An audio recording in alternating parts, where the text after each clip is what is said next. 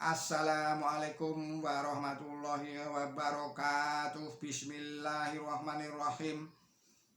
Di dalam surat Al-Asr ada disebutkan dua macam golongan, yakni golongan orang-orang soleh dan golongan orang-orang yang jahat. Innal insana lafi khusrin. Sesungguhnya manusia menderita rugi, menunjuk pada golongan orang-orang kafir dan berbuat jahat.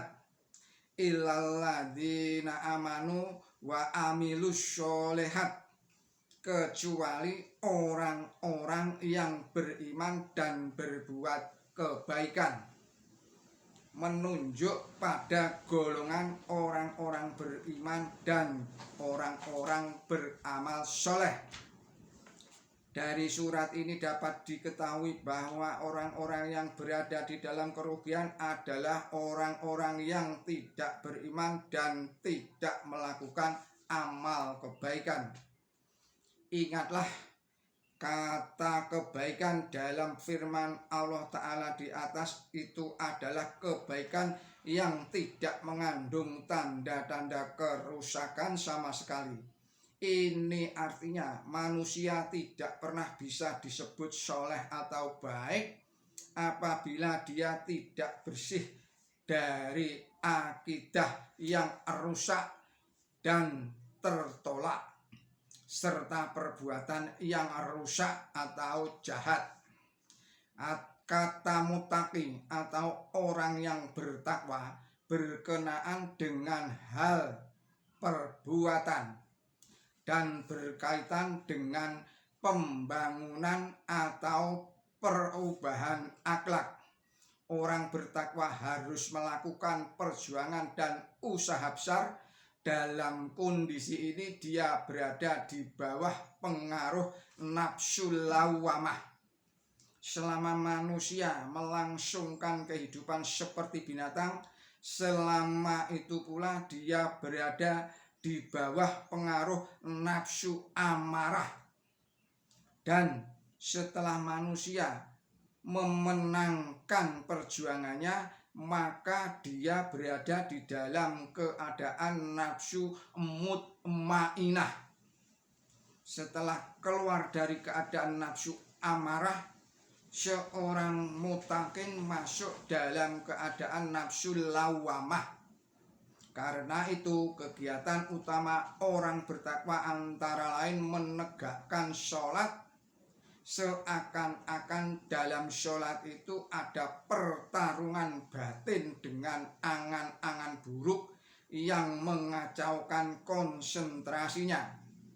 Namun ia tidak risau sebab angan-angan buruk dalam batinnya tidak bisa membuatnya tidak berdaya. Sebab berkali-kali dia mencoba memohon pertolongan Allah Ta'ala. Dia menjerit dan menangis di hadapan Allah Ta'ala, sehingga akhirnya masalahnya teratasi. Demikian juga saat dia hendak bersedekah, setan berupaya menghalang-halanginya. Setan memperlihatkan kepadanya bahwa sedekah dan boros itu adalah dua hal yang sama, padahal keduanya jauh berbeda, seperti jauhnya bumi dan langit. Pemboros membuang-buang hartanya sehingga habis, sementara orang yang bersedekah akan mendapatkan kembali hartanya jauh lebih banyak daripada yang dikeluarkannya. Allah berfirman di dalam surat Al-Baqarah surat 2 ayatnya 3. Bismillahirrahmanirrahim. Mereka menginfakkan sebagian dari apa yang kami berikan kepada mereka. Untuk memperoleh kebaikan, manusia hendaklah bersih dari segala macam kerusakan, baik kerusakan akidah maupun kerusakan amal. Sebagaimana jasmani manusia, ia akan tetap dalam keadaan baik bila semua unsurnya dalam keadaan seimbang, tidak berkekurangan atau berkelebihan. Demikian pula kebaikan rohani juga tergantung kepada keseimbangan yang di dalam istilah Quran suci disebut sebagai Shirotol Mustaqim, yaitu jalan yang benar. Dalam kebaikan, manusia hidup hanya untuk Allah Ta'ala, seperti halnya Abu Bakar As-Siddiq radhiyallahu anhu, orang saleh secara berangsur-angsur meningkat hingga mencapai kondisi nafsu mutmainah. Pada kondisi ini dia menjadi manusia yang lapang dada, seperti keadaan Rasulullah Shallallahu Alaihi Wasallam sebagaimana difirmankan di dalam surat Al-Insyirah. Saya ulangi, di dalam surat Insyirah, surat 94 ayat 1. Bismillahirrahmanirrahim.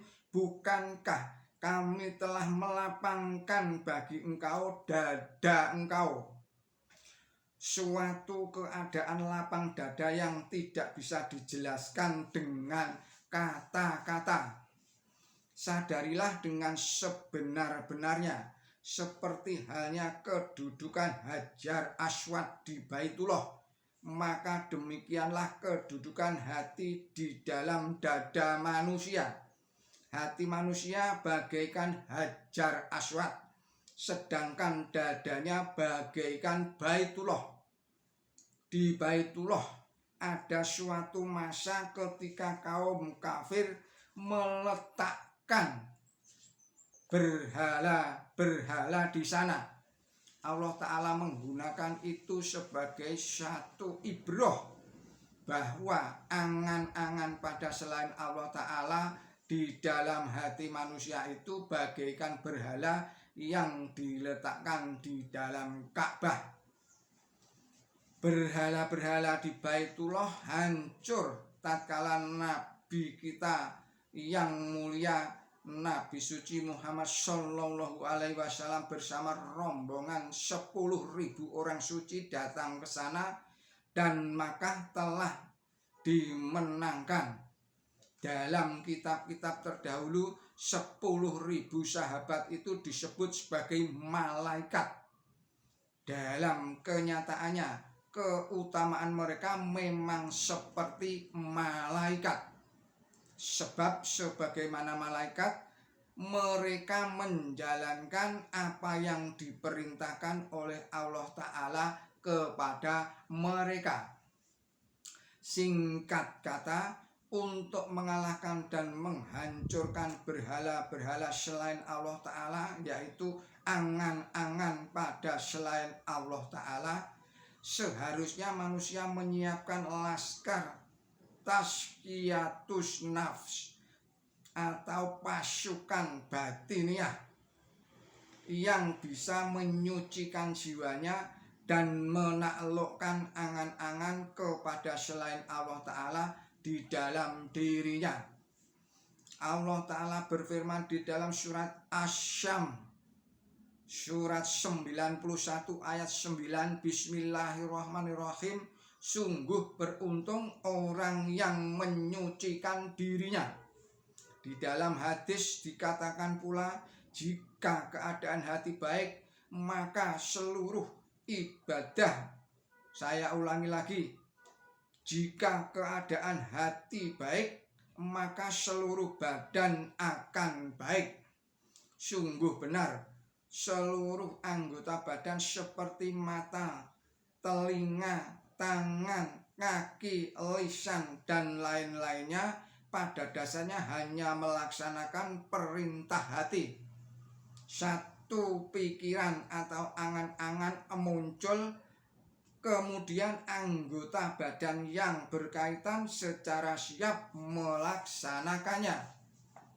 Singkat kata, untuk membersihkan hati dari angan-angan kepada selain Allah Ta'ala, seperti halnya membersihkan Ka'bah dari berhala-berhala, diperlukan jihad atau perjuangan yang sungguh-sungguh.